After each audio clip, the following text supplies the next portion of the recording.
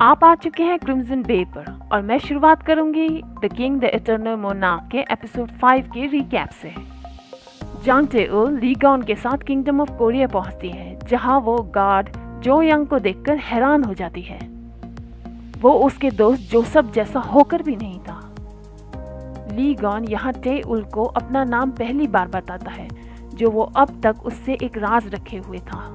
हालांकि अपने वर्ल्ड में लाने से पहले वो टेउल को एक ऐसी जगह दिखाता है जो रिपब्लिक ऑफ कोरिया और इंपीरियल कोरिया के ठीक बीच में पड़ती है।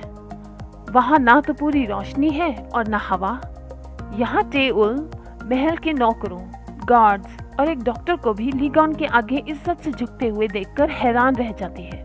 हैरान और परेशान वो जो यंग की बंदूक चालाकी से लेकर लीगॉन पर तान देती है, मगर वहां खड़े सभी लोग टेउल को मनाने में कामयाब हो जाते हैं।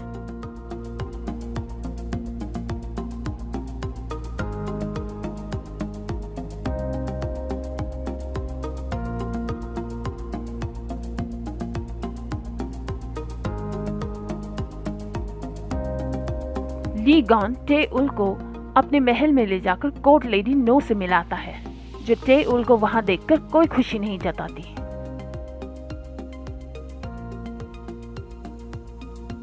कोर्ट लेडी नो मिंग से आ को टेउल पर नजर रखने के लिए कहती है, और वहाँ जो यंग भी टेउल पर भरोसा नहीं करता। वो उसका फिंगरप्रिंट उसकी आइडेंटिटी चेक करने के लिए मांगता है, जो टेउल उसे खुशी खुशी दे देती है।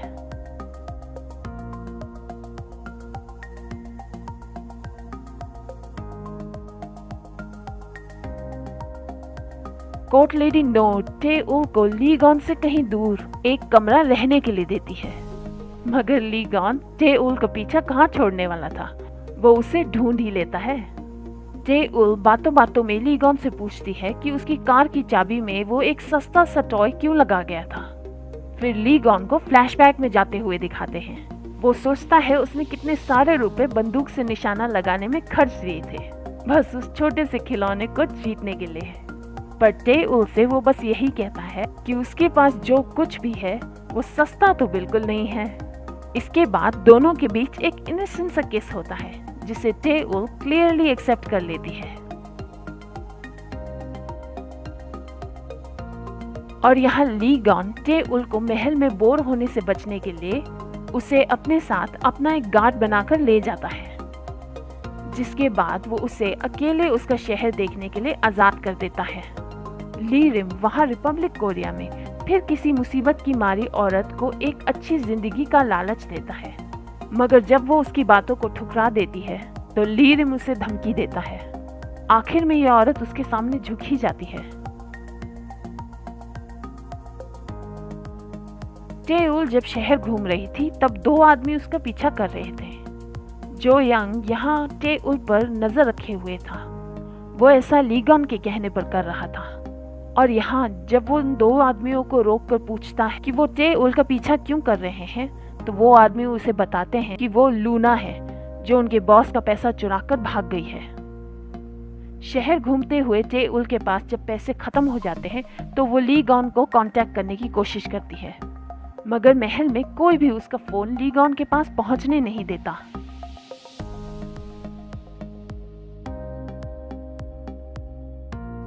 जब लीगॉन को इस बात का पता चलता है तो वो सब काम छोड़कर सोल पहुंच जाता है उसे लेने के लिए।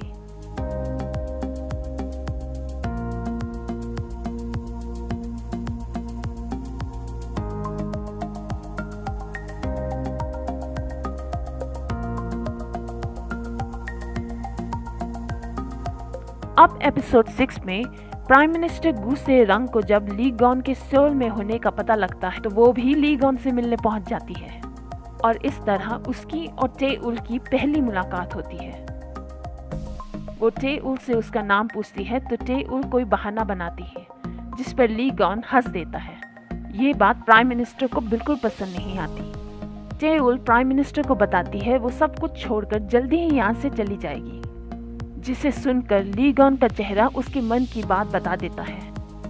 फिर बुसान शहर पहुंचकर लीगॉन टेउल को अपने प्राइवेट अपार्टमेंट में लाकर उसके लिए खुद खाना बनाता है।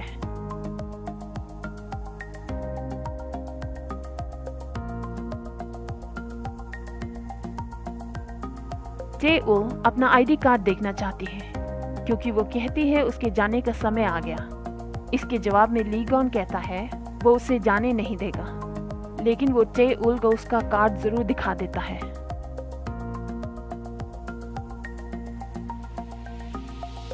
और टेउल हैरान होती है कि उसका ID card kingdom of Korea में 25 साल से पड़ा था।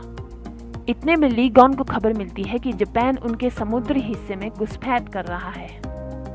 तब उसे टेउल को छोड़ना ही पड़ता है, मगर कोर्ट लेडी नो बताती है कि टेउल का जो सामान उन्होंने महल में आने पर जमा करवाया था उसमें से उसका आईडी कार्ड चोरी हो गया है। ली गॉन फिर टेउल को उस खोए हुए आईडी कार्ड के बदले में उसे वो आईडी कार्ड देता है जो ली गॉन के पास 25 सालों से था। टेउल रिपब्लिक ऑफ कोरिया में वापस पहुंचती है, मगर जैसा उसने सोचा था उससे उलट किसी ने भी उसे मिस नहीं किया।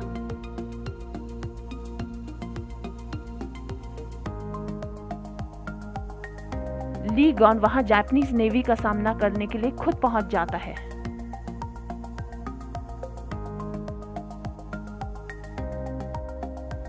अपनी सेना के सबसे आगे खड़े होकर वो हिम्मत से उनका सामना करता है और वो जंग जीत जाता है।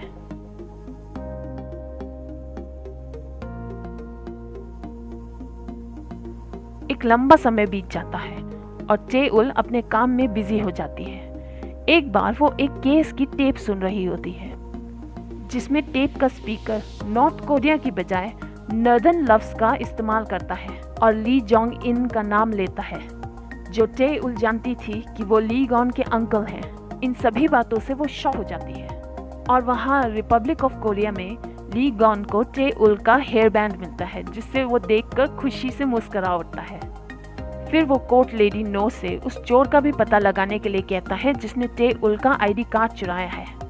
यहाँ जो यंग को टेउल के फिंगरप्रिंट से कुछ पता नहीं लगता। फिर यी जोंग इन ली गॉन को बताता है कि उसने जो ली रिम का डेथ सर्टिफिकेट बनाया था उसमें एक बात बहुत अजीब थी, क्योंकि ली रिम एक बड़ा ताकतवर वॉरियर था, मगर जो लाश उन्हें मिली थी वो एक ऐसे आदमी की थी जो अपाहिज था। मगर फिर उस लाश के ब्लड टाइप और फिंगरप्रिंट्स ली रिम से बिल्कुल मेल खाते थे। फिर सीन आता है ली रिम का, जो म्यंगनाडी के कॉफी शॉप से बाहर आते हुए एक बच्चे से टकरा जाता है और जब बारिश में बिजली कड़की तो आग से निशान ली रिम के चेहरे को डरावना बना देते हैं, जिसे देखकर वो बच्चा रोने लगता है। ली गॉन अब तक समझ चुका था कि ली रिम अब भी जिंदा है और उस बांसुरी के आधे टुकड़े को लेने वो ली गॉन के पास उसे मारने जरूर आएगा। इसके बाद वो रिपब्लिक ऑफ कोरिया पहुंच जाता है।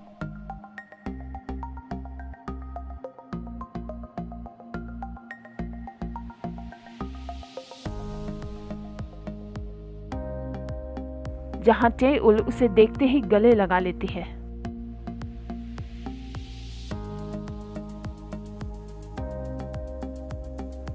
और ली गॉन जानता है कि कोर्ट लेडी नो गलत है।